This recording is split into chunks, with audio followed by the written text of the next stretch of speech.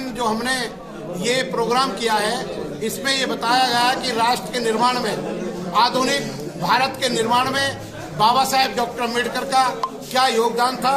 अगर वो इस देश का संविधान न बनाते तो देश की महिलाओं को, व्यक्तियों को, वंचितों को, पीड़ितों को कदापि न्याय नहीं मिल पाता।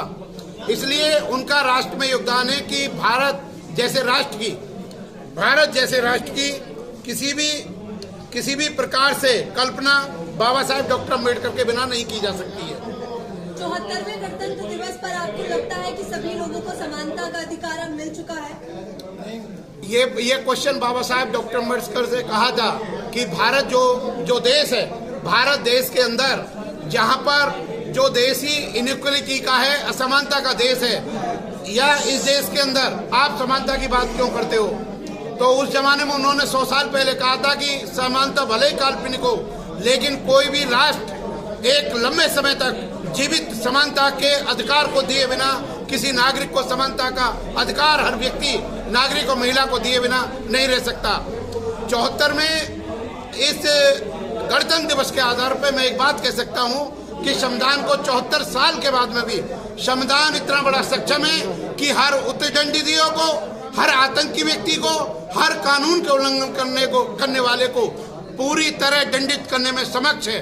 74 साल बाद, जबकि विश्व के अनेक संविधान बेकार हो गए, टूट गए, बदल गए, लेकिन ये हिमालय पर्वत की तरह भारत का संविधान रुका हुआ है। और जिस प्रकार मैं आपको कहना चाहता हूं, वनों की रक्षा सिंहों के द्वारा होती है, सिंहों की रक्षा वनों के द्वारा होती है, उसी प्रकार हमारे द्वारा भारतीय संविधान की रक्षा होगी और संविधान के द्वारा हम सबकी रक्षा होगी।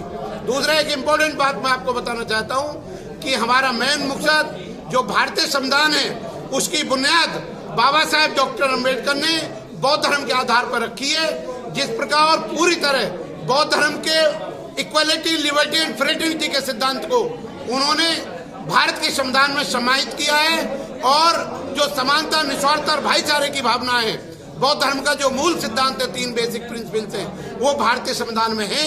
इसलिए हर व्यक्ति को लिबर्टी, इक्वलिटी एंड फ्रेटर्निटी का है, और समानता के आधार पर उन्होंने आर्टिकल 14 बनाया है कि न केवल भारत के सिटीजन को बल्कि विदेश का आदमी भी आ जाएगा जब भी कानून के समक्ष उसको बराबर का हिस्सा मिलेगा। सबसे महत्वपूर्ण बात जो मैं एक आपके द्वारा मैसेज देना चाहता हूं कि 5 मार्च 2023 को बाबा साहेब भगवान बुद्ध की विचारधारा को ग्रामीण एरिया में फैलाने के लिए थाना ककोड़ के पास गांव सलेमपुरा, जिला बुलंदशहर, उत्तर प्रदेश में 100 गांव का प्रोग्राम होगा, और 9 अप्रैल को अशोकनगर में अंबेडकर जयंती का एक विशाल प्रोग्राम होगा, और 14 मई को बुद्ध पूर्णिमा का एक बहुत बड़ा बौद्ध महासम्मेलन होगा। आप सब लोग सादर आमंत्रित हैं। और मैं कहना चाहता हूं आपसे, जिस प्रकार हिमालय से गिरने वाली धारा को दुनिया की कोई भी ताकत समुद्र में मिलने से नहीं रोक सकती, उसी प्रकार भारत में बौद्ध धर्म को फैलने के लिए कोई भी ताकत नहीं रोक सकती है। चुनिंदा लोग ये आरोप भी लगाते हैं भीमराव अम्बेडकर जी पे कि ये बात दलितों की आवाज उठाते हैं, ब्राह्मणों की क्यों नहीं? क्या कहना चाहेंगे? देखिए,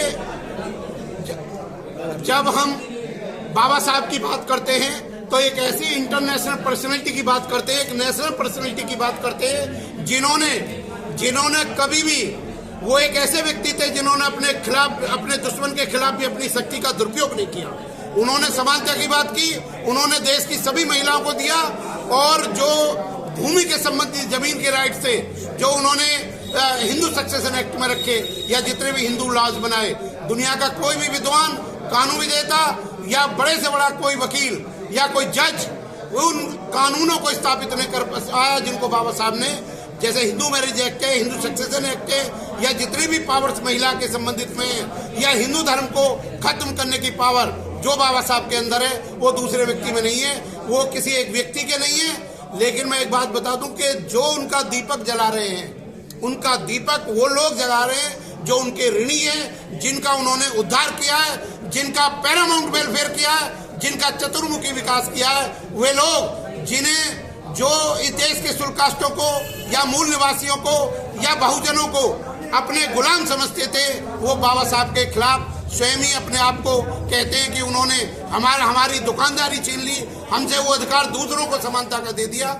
ऐसा नहीं है, वो लोग गलत हैं, अंधे हैं और उनको सही मार्ग का पता नहीं है, क्योंकि एक अंधा आदमी किसी प्रकाश को और रोशनी का कदापि भी वो समर्थक नहीं करता। वकील साहब, 74वें गणतंत्र दिवस को आप सेलिब्रेट कर रहे हैं, लेकिन आज भी शोषित, पीड़ित, वंचित समाज, उसके साथ कहीं ना कहीं शोषण, अत्याचार, बलात्कार हो रहा है, तो आप कैसे आजादी कर सकते हैं इसको?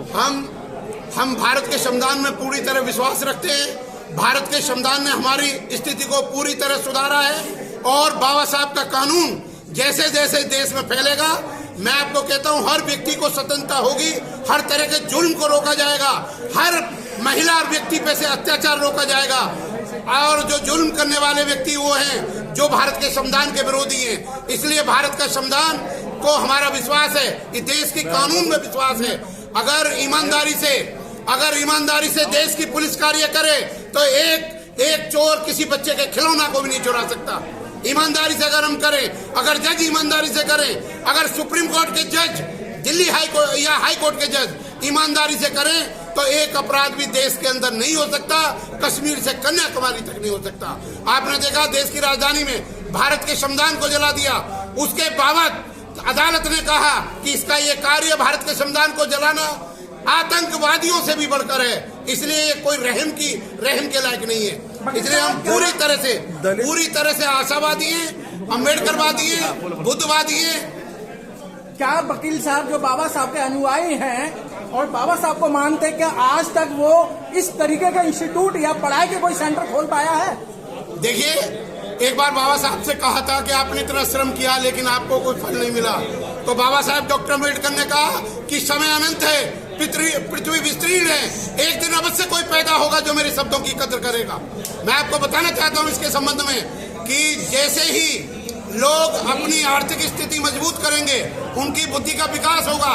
समाज के पैरामाउंट के लिए हमारा पूरा, क्योंकि हमारा देश बहुत विशाल है, कम से कम हमारे 30 से 35 करोड़ आदमी लोगों के उद्धार के लिए लग रहे हैं। जल्दी पहले जो बौद्ध धर्म में यूनिवर्सिटियां खोली गई थी, जैसे विक्रमशिला, नालंदा, बहुत जल्दी हमारा समाज लोगों के लिए साइंटिफिक यूनिवर्सिटियां भी खोलेगा, एजुकेशनल भी सिस्टम करेगा, बहुत जल्दी तरक्की करेंगे। हम नाराज नहीं है, हम आशावान हैं। सवर्ण जाति को 10% आरक्षण दे दिया गया है, तब भी वो लोग आज भी आरक्षण के विरोध में ही धरने प्रदर्शन करते हैं, इसमें आप क्या कहना चाहेंगे?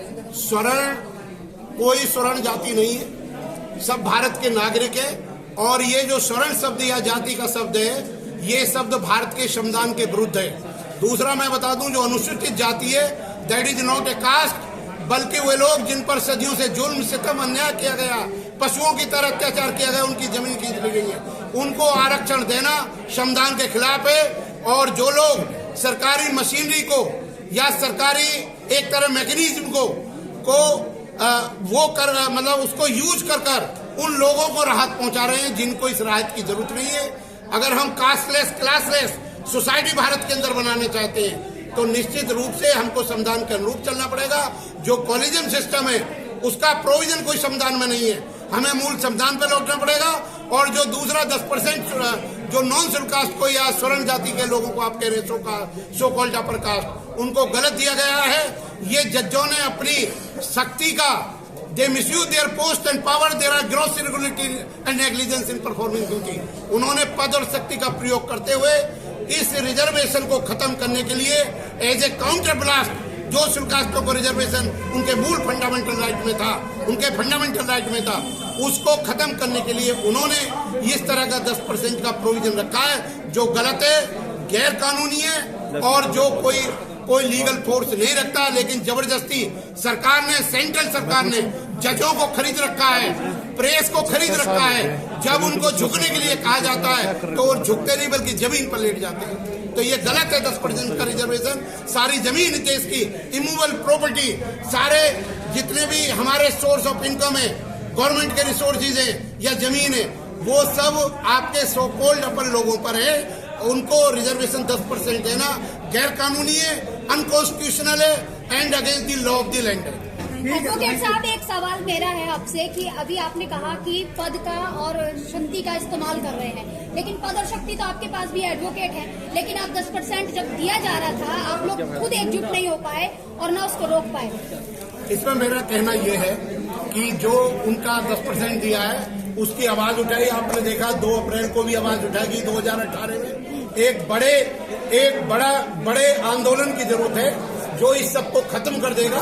एक बहुत बड़े आंदोलन की जरूरत है और जो हम लोगों के विकास के लिए जरूरी है उसको हम केवल आंदोलन के द्वारा ले सकते हैं। हमारे खिलाफ सरकार है, हमारे खिलाफ पुलिस है। पुलिस भी एक क्रिमिनल कॉन्स्पिरेसी उनसे गुंडाओं से कर जो अत्याचार करने वालों से, जब सुल्तान के ऊपर अत्याचार होता है तो पुलिस अपनी एक आप कह सकती हो कि एक साइलेंट कंसेंट देती है, उनको बढ़ावा देती है। हकीकत में जो संविधान के विरुद्ध हो रहा है वो देश की कानून के विरुद्ध हो रहा है।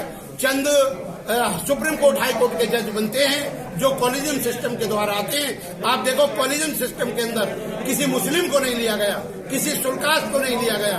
तो ये जो बार बार हमारे जो लॉ मिनिस्टर किरण रिजिजू साहब उठा रहे हैं कि ये कॉन्स्टिट्यूशन का प्रोविजन कभी नहीं था, तो ये खत्म होना चाहिए और हमें वही मूल जो संविधान की भावना उसको करना चाहिए।